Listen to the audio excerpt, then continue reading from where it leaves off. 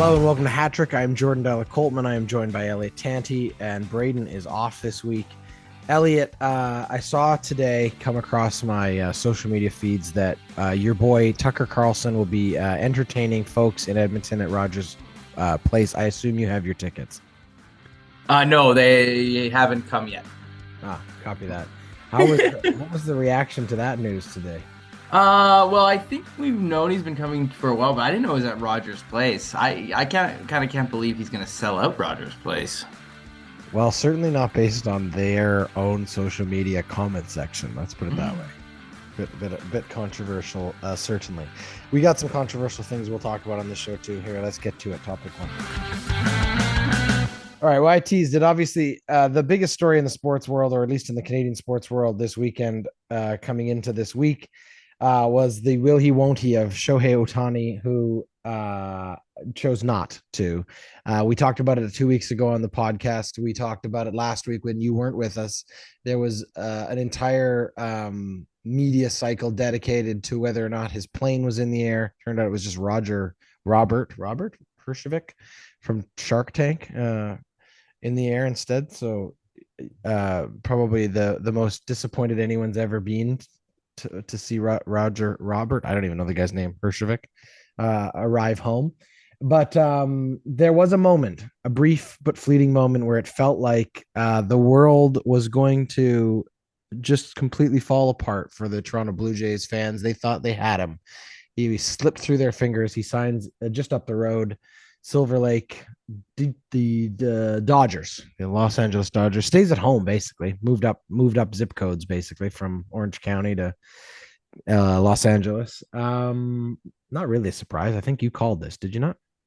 Yeah, I mean, I just have a hard time ever believing anything good is ever going to happen to the Blue Jays. I just always imagine they develop great talent and then send it all away. It's not usually the story for them to bring someone in. I mean, there was lots of signs that said, hey, maybe this is true. One, he was definitely talking to them and very interested.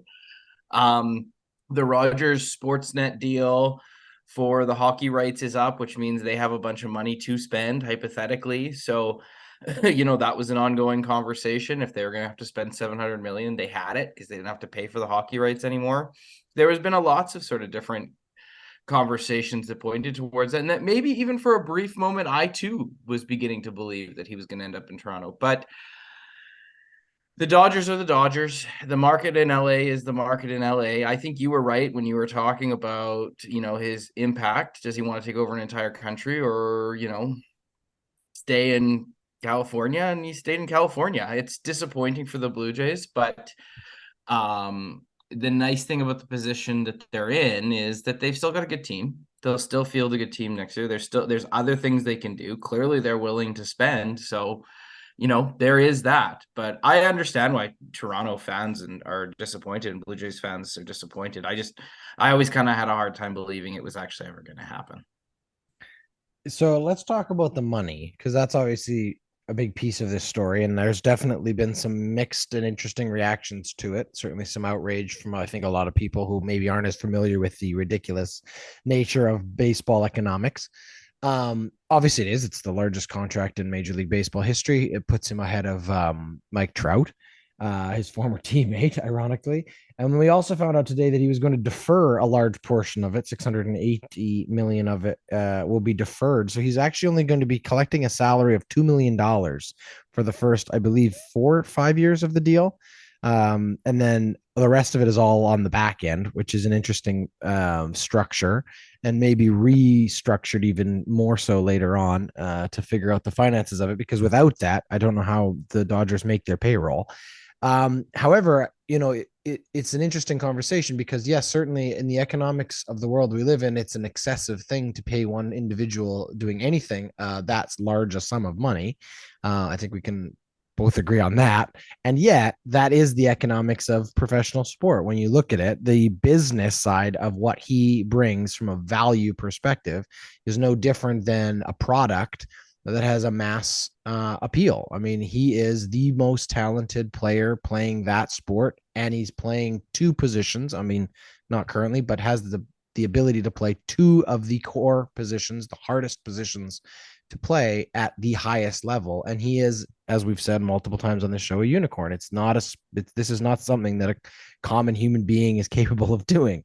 Therefore, the economics, shift in that way. We can have a debate about whether we think all athletes are paid too much for what they actually are doing comparatively to other people in other professions that we could argue have greater impact or importance for society, i.e., teachers, healthcare workers, frontline people. Uh, the list goes on and on. And yet, we are talking about a multi-billion-dollar entertainment product in Major League Baseball that its biggest star is being compensated according to what the economics of that business are. I get the argument. I just struggle with trying to talk myself out of understanding why it works. Well, it's an unfathomable amount of money. 70 million a year times 10 years, $700 million. That's the commitment that they've made to this individual. So yeah, I do appreciate and totally understand where you're coming from. I think a lot of people are doing that.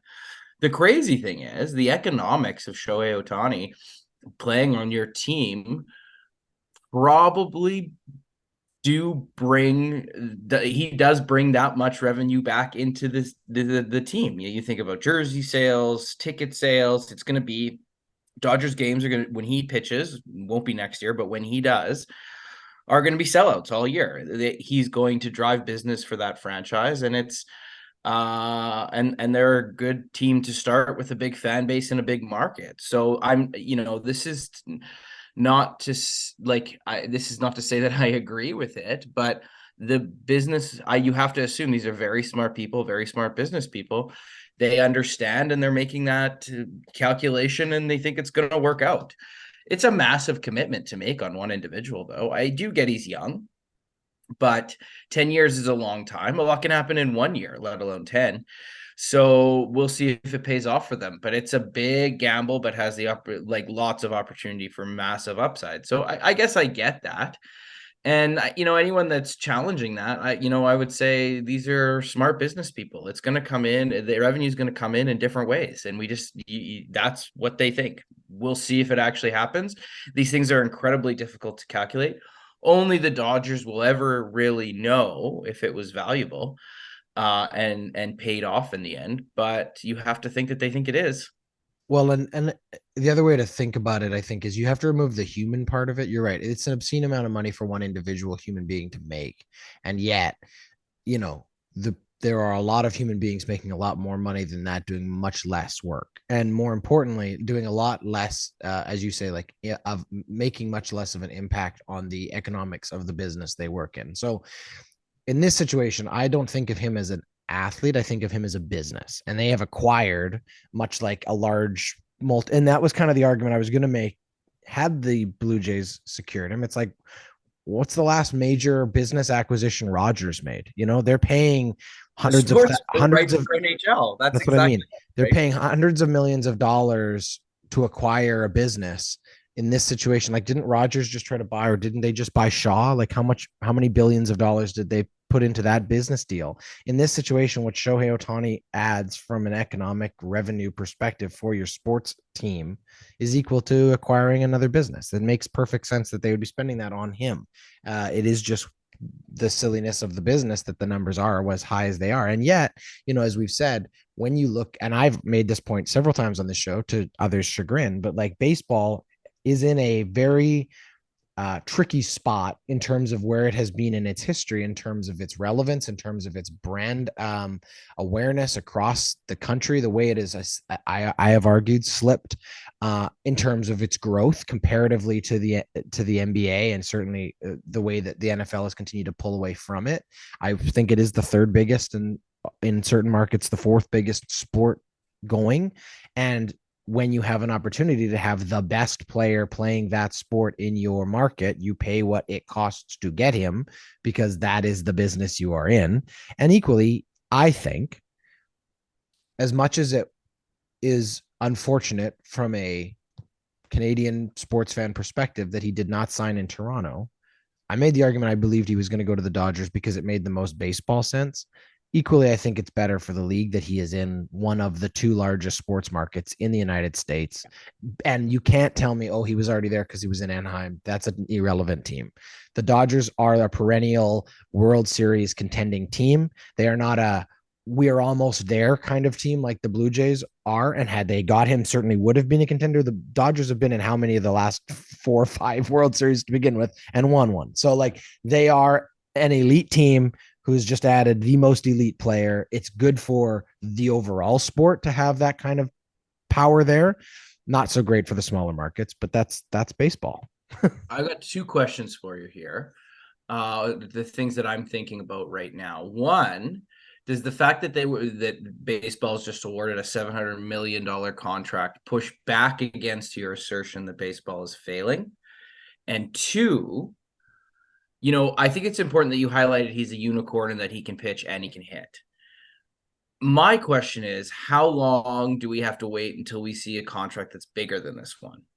And maybe I don't think it's like the concern I always have, and just continuing on my point here, is Connor McDavid gets 12 million, and then Nathan McKinnon gets 12.6, and every year it kind of goes up in that way. This is a massive increase in terms of the overall dollar value paid for a player.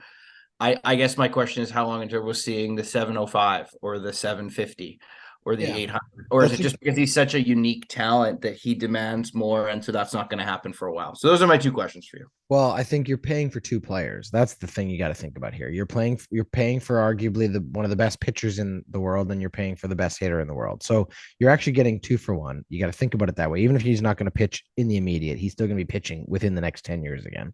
And you've paid him for that amount of time. That's part of it. I don't think you're going to see a contract over this for the next couple years, because there's no one else there who could argue with a team that they're more valuable than he is.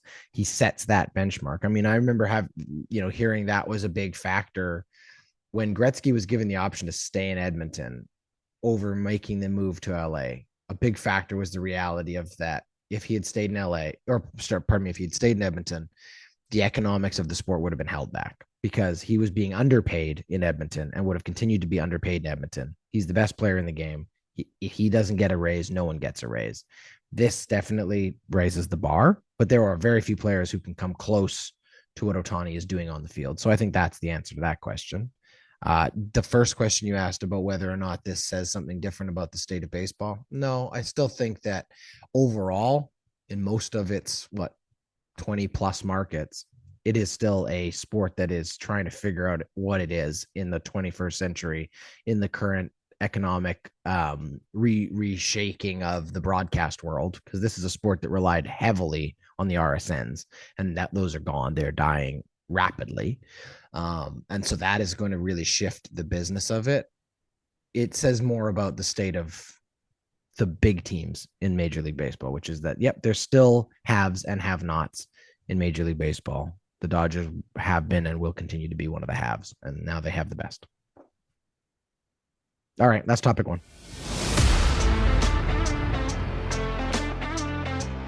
Hey, podcast listeners. My name is Laurice Campbell, and along with my co-host, former Olympic bobsledder, Alicia Olson, I am so excited to introduce you to the Mother Pucker podcast. And if you love the Oilers like we do, you are going to love our show.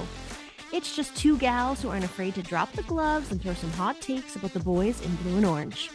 Whether you're a massive hockey fan like us, or just looking for some new voices talking about the Oilers' blue line, or lack thereof, we promise the show is for you.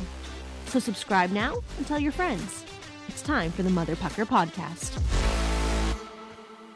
All right, let's go to another a sport we haven't talked a lot about so far this season, and that's the NFL. I think we've touched on it a little bit, but we had a very interesting and kind of controversial finish to a football game Sunday night. We had the Kansas City versus Buffalo. This was a rematch of a very heated rivalry from last season. Two very good teams. Buffalo, on the other hand, has had a bit of a bumpy ride so far this year. So it was a heated tilt at Arrowhead. And was it in Arrowhead or was it in Buffalo? I can't remember. Doesn't matter. Really, that point is irrelevant. The point being, Buffalo leads with about 2 minutes left. And when Patrick Mahomes is one of those quarterbacks who has earned the right I would argue at this point that when you give him 2 minutes and he is down by 3, as a fan, I'm assuming he's going to do something with that and at least take us to overtime. He's that good. The offense is that good for Kansas City. I think they were in Buffalo. Anyway, Kadarius Toney lines up offside. Now, this is an odd situation to begin with because traditionally in the NFL, when a wide receiver lines up at the line of scrimmage, they look to the line judge and they get a thumbs up, and then they are good to go. If you watch the replay, he looks to the sideline and assumes he's good to go. They run a play, and it's a great play. A throw across the field to Travis Kelce, who just before he's tackled, basically throws a beautiful spiral lateral off to Toney, and he runs it in for a touchdown. It's a great little gadget play. It puts them over the top. They're in the lead, and from that point, it looks like Kansas City's going to win. But then there's a flag, and we go back and recognize that he was offside. Then what really for me is where the story is the aftermath of this. Just apoplectic on the sideline for Kansas City. We have Patrick Mahomes just irate, screaming and losing his mind. That continues. Obviously, they lose, and that continues all the way to the podium where he continues to chastise the referees, claiming this is the first time he's ever seen such a situation that, how is this happening in the fourth quarter? I think at one point he suggested that they just don't call that in the fourth quarter. I mean, watch the replays offside. There's no arguing that part of it. The question is, how did this whole thing play out and kind of the aftermath of it? And then for me, I also found it hilarious how fast the media wants to turn on or is able to turn on someone they haven't yet had an opportunity to turn on. The minute that door is open just to crack, the hot takes come flying through. How dare he? Oh, I've lost all respect for Kansas City. There goes all respect for Patrick Mahomes. He's just an idiot. How could he act like this? He's so childish and such a baby. Anyway, what was your first take? What is your take on this situation? And I'd love to sort of dig into the aftermath or the media reaction to it as well. Did you watch this game? Did you see this live, or would you? No, but I didn't see it live, but I certainly heard about it and watched the play after. And yeah, I agree with you. It was completely offside. I mean, all it confirms for me is the Kansas City Chiefs receiving core is like the worst receiving core in all of football. They might be bottom 3. I mean, it's been a complete disaster this year. I think this is the third game that you can point to, including the season opener, where either something stupid that a wide receiver has done, or just like horrifically bad drops have like cost them wins this year. So the reason why I raised that is, one, because it's true. And here's another example of that in terms of that piece. But the other thing is, I don't know if it justifies, but you certainly can feel why Mahomes would be pissed off. You've got this all-star quarterback, as you said, one of the best quarterbacks in the league and has been for a while. And the weapons that he's been given outside of Kelce are horrific. And he is frustrated. He's very frustrated. His team should have 3 more wins than they do. They should be far and away in the head of the division and be in a preeminent favorite for another Super Bowl this year. And because of the quality of players around him at this very key position, they are not doing as well. They're not having the season that they need to have. So, for me, it felt like, yeah, everyone blew up and got really mad at the way that he behaved. But I also I appreciate how frustrated he is given what's been happening this season. So, I think everyone looks for a story. I think Patrick Mahomes, who was like the NFL good guy for a long time and everyone cheers for him, having him sort of see him misbehave and be angry, provides this kind of obscure opportunity, like you said, apoplectic response to his behaviors. But I just get it. Like, I would be frustrated too if I had all that talent, all that skill. I was basically driving this football team into the wins that we have got. And, we've dropped 3 just based on just stupid mistakes and mental mistakes. That would be incredibly frustrating. And so I don't think it's justified, but I understand his response. Okay, so I want to take it in a slightly different way, but I'll start by agreeing with you. I think it is interesting when you look at it from like it's reminiscent to me of Brady in New England for several years when he was just desperate to find a proper receiving core outside of, having occasionally a good tight end, right? Because that is really what they had. It was Gronkowski and everybody else. And then, yes, Edelman was there, but like with the exception of Randy Moss, you can't name another Hall of Fame wide receiver that the greatest quarterback of all time really had as a weapon. Do you know what I mean? He worked with what he had, and there were a lot of journeymen in and out of there. Yeah. Mahomes, I would argue, and I think you would agree with me, is in a very similar position. Outside of Travis Kelce, he has some spare parts and occasionally a good game out of one of them. That's really what he's got. And ironically, you also brought up the home or the opener of the season, which I believe was also a Kadarius Toney situation, dropping balls. Here's the thing that I find funny. The reaction to it is very much like you say. It's American sports writers especially love to tear down the hero because it's just a great, and it's an easy take to have, right? It's like, oh, this is the good guy, and look at how he turns on the media, or look at how he turns on the league, or look at how he turns on the referees, blames, trying to find an excuse. If he had gone up to that podium and ripped Tony, or if he'd gone up to that podium and ripped his team, how would they have reacted? What do they want out of him? Do you want him to be upset? Do you want him to defend his team? Do you want him to stick up for them, even if it's blatantly offside? Like, isn't that what we want in our athletes, for them to be a team player? Like, isn't this exactly that? For me, the reaction feels hypocritical, because it's like, what is the expectation we have for this guy? Do we want him to give a shit, or do we want him to not care? Because here he is giving a shit. And yet somehow that's not the right reaction. So what is the right reaction? Is it to go up there and complain and be like, Tony's out, Kadarius Toney's out there killing us. Like, how dare he be offside? How, like, come on, put a fucking effort in. But if he says that, what are we going to turn on him for that too? Aren't we? We're going to be like, oh, wow, look at this guy. He's not a team player. He's throwing his guys under the bus. There is no right response, because the media is going to take one or the other way, because it's a hot button game. It's a hot button situation. And that's where, for me, it's just so, like, he's in a lose-lose situation from that perspective. What is he supposed to say? You want him to show emotion. He shows emotion, and you crucify him for it. Yeah, I mean, I sort of agree with you. I think what everyone is expecting now, or calling on him, is to have, just give the hockey player a response. Like, yeah, tough play, tough loss. We'll but be then back they complain about that, because it's like, oh, they're not giving us anything. I agree with you. Like, I'm totally with you on that. I showing a little bit of emotion, getting angry, getting frustrated. Like, you can't throw your team under the bus. You can only imagine what was said in the locker room. Yeah. Oh yeah. And I think between this incident and game one, like, if Tony still has a job next year with KC, I'd be surprised, and that would shock no one if he doesn't. That being said, I completely agree with you. Like, this is kind of that, and then you get into this whole conversation around conspiracy and the NFL referees and stuff. Like that. He's offside.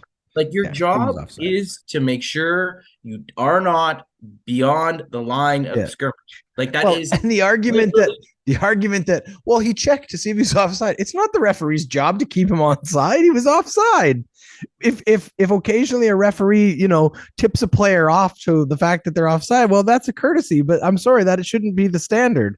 The standard is you stay onside, period. End of conversation. Or if it is the standard, then codified in the rules. But I didn't even know that was a thing until I watched football for a long time, and I didn't even know that was a thing until recently. It does remind me though, and the offside rule in the NFL is a lot easier to maintain, but CFL, sometimes when you get those like three wide receivers in motion, sometimes they can be pretty far ahead of the line of scrimmage.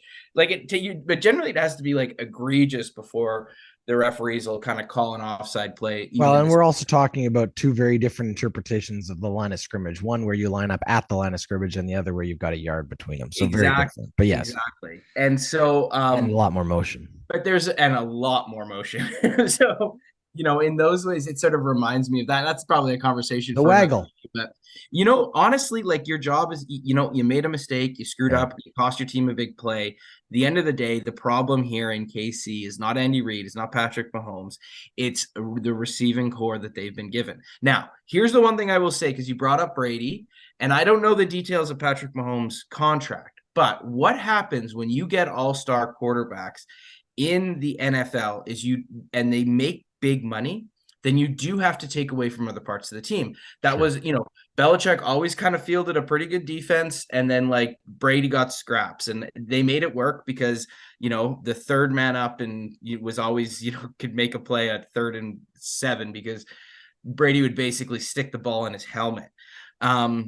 But those things do have impacts on other parts of the salary cap and what the types of teams that you can field. So there's a larger conversation there related to that and the impact of Mahomes' contract on the team. I don't know the details enough to get into it, but I would leave our listeners with that. But at the end of the day, this is an incredibly frustrated all-star quarterback because the people around him aren't good enough to get the job done. And I get it. All right, let's leave it there. That's topic 2. Hey, football fans, the Ordinary Podcasting Network is very excited to welcome back for its 2nd season, Running Down the Clock, presented by Puya Ricey and Tyler Walzak. These 2 football fans will sit down with you every Thursday of the NFL schedule to talk football. You can subscribe to Running Down the Clock anywhere you get your podcast. Okay, let's take our hats off here. Elliot, you want to go first? Yeah, this is kind of a weird one. The Oilers are on this 7-game winning streak, all these games at home. They've turned their season around. They're back to 500. There's lots of players that have done really well and played really well for the team across this last stretch, but I think my hat goes off to unsung hero Zach Hyman. I really have enjoyed the way that he's been playing, and I think he brings a dynamic to this team that is so positive and healthy. He works hard. He comes out in every shift. He plays sometimes with McDavid, sometimes not. He's up and down the lineup. He plays well defensively. He can score. I think there's sort of an unsung hero role for him. We always talk about Leon. We always talk about McDavid. Nuge got 100 points last year. There's an ongoing conversation about defense and goaltending.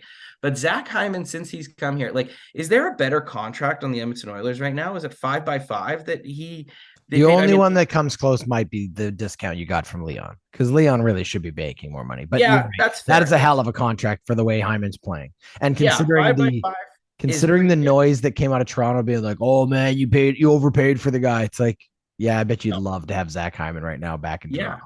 For what he makes and what he does on the team. I don't know. I just think, there's a lot of players that are playing well, and it takes a team effort to sort of go on a 7-game winning streak.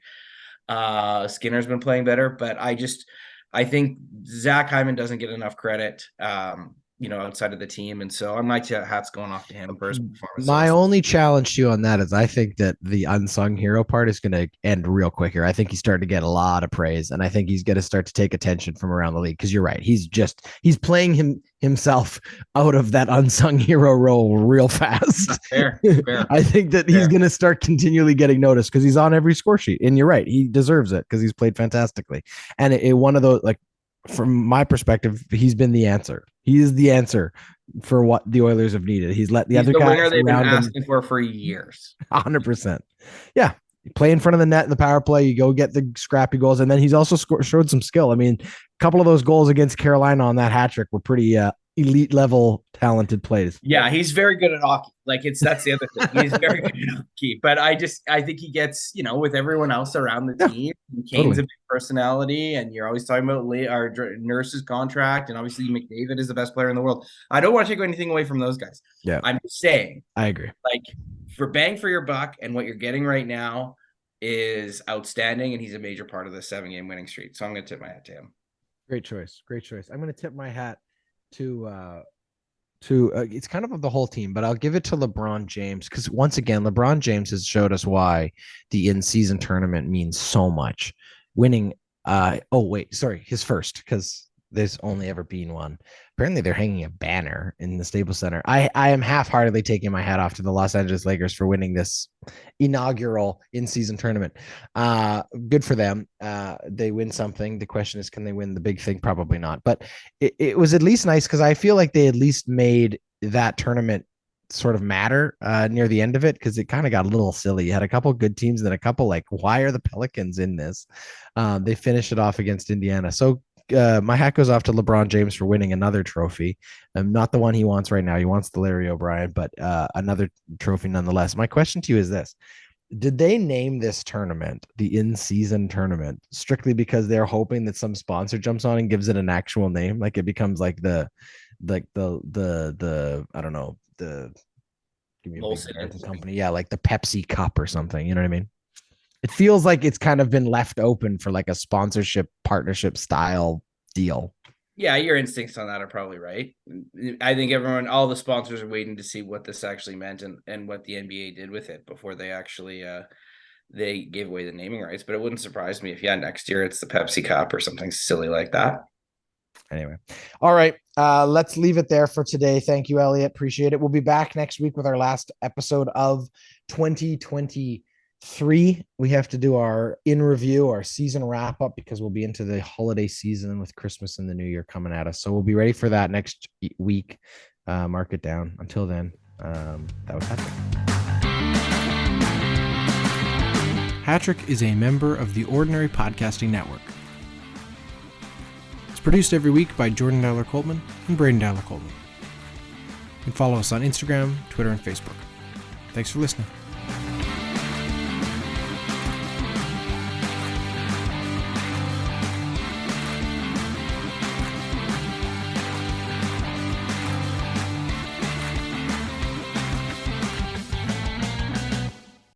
The Ordinary Podcasting Network wishes to acknowledge that the lands on which our conversations take place include Treaty 6 territory, the traditional meeting ground and home for many Indigenous peoples, including the Cree, Dene, Saulteaux, Blackfoot, Métis, and the Nakota Sioux peoples, as well as the unceded territories of the Coast Salish peoples, including the territories of the Musqueam, Squamish, and Tsleil-Waututh nations. We acknowledge the many First Nations, Métis, and Inuit whose footsteps have marked these lands for generations. And we extend our appreciation for the opportunity to live, create, and share stories on these territories. The Ordinary Podcasting Network intends to engage in conversations and dialogue which acknowledge that reconciliation is not a destination, but a journey, and that we remain committed to practicing our craft in a decolonized space.